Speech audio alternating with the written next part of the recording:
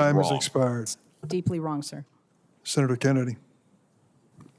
Thank you, Mr. Chairman. Rabbi, do you believe there are a substantial number of people at Harvard University who believe in diversity, equity, inclusion, and the right to harass Jews? I do. That's a yes. Yes.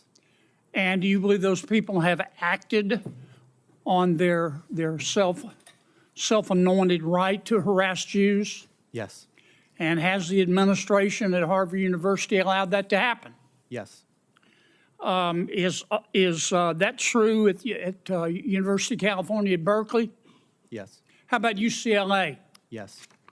How about NYU? Yes. A lot of other universities too. Isn't that the case? That is correct. Now, Title VI says that if you receive federal money, you can't harass Jews. Isn't that true? That is correct. Has the Biden-Harris administration taken away the money of Harvard? No. How about Berkeley? Nope. How about UCLA? No, sir. How about NYU? No. They've just talked, haven't they? That is correct. Okay.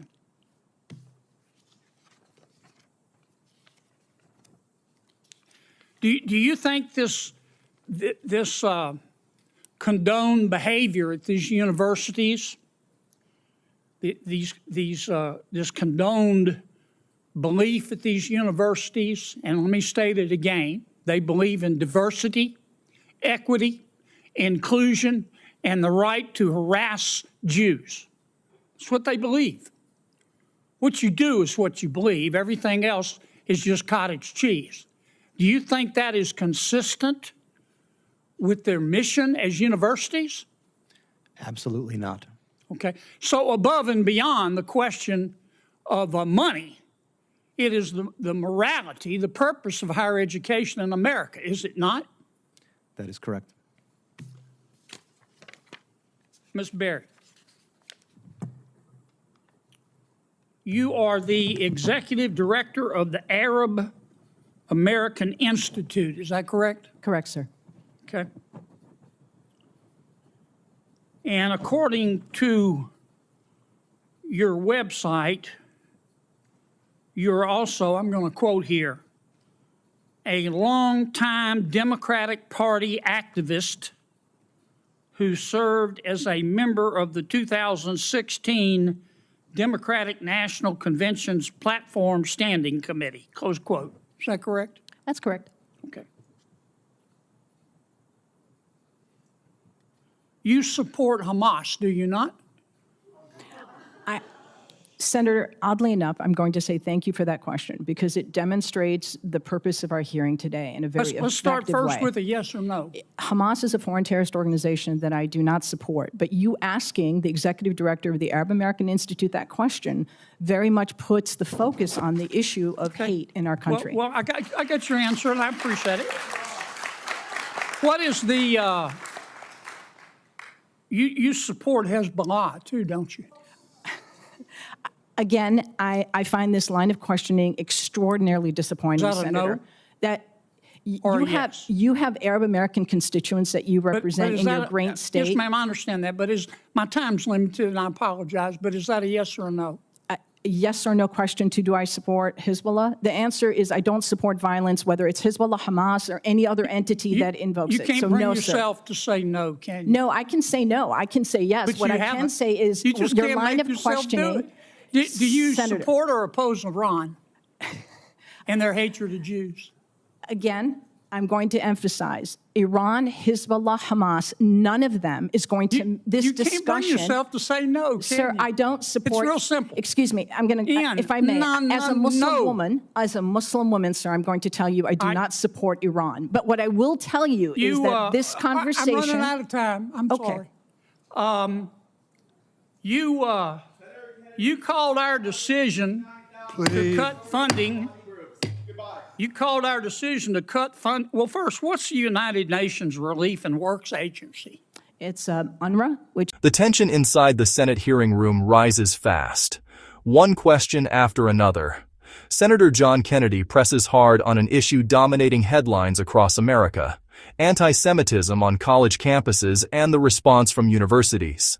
But what begins as a policy discussion quickly turns into one of the most intense exchanges of the hearing. Direct questions, heated responses, and a debate that touches on terrorism, campus protests, and the limits of political rhetoric. Here's what happened.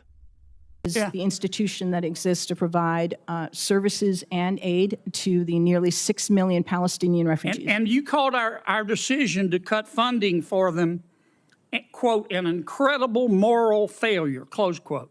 That is absolutely correct. But again, I would suggest that conversation is about foreign policy. We did that because 9 UNRWA staff members were fired for actually helping Hamas on October 7th. Isn't that the case?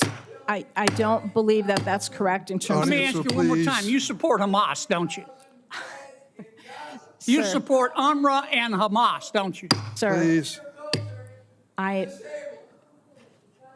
I think it's exceptionally disappointing that you're looking at an Arab American witness before you and saying you support Hamas. You know what's disappointing to me? I do not support You Hamas. can't bring yourself I do to not say support Hamas you don't or any- support UNRWA. You don't support Hamas. You don't. I was very support clear in my support for UNRWA. Hezbollah, and you don't I support Iran. oppose- You should hide your head in a bag. Your time has expired. Please, Ms. Berry, I'm going to allow you to respond to any one or all of those questions at this point. Senator Durbin, thank you very much for holding this hearing and for elevating the issue of hate crime. It's regrettable that as I sit here, have experienced the very issue that we're attempting to deal with today.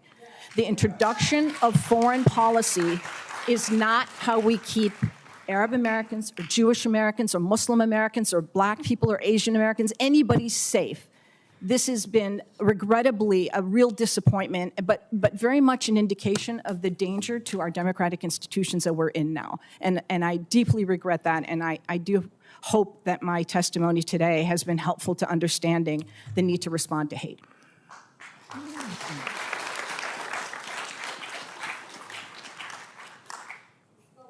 Over the weekend, I went to a synagogue in my hometown of Springfield. There was a bar mitzvah for a dear friend of mine.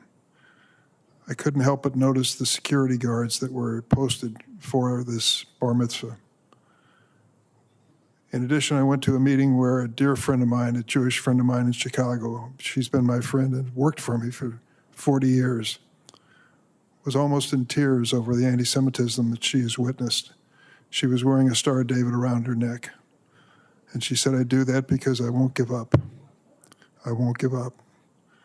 I thought about it for this hearing, but I also thought about Wadia, a 6-year-old boy. I have a 5-year-old granddaughter. I love her like life itself. I cannot imagine this poor little boy answering the door and losing his life because he's Palestinian.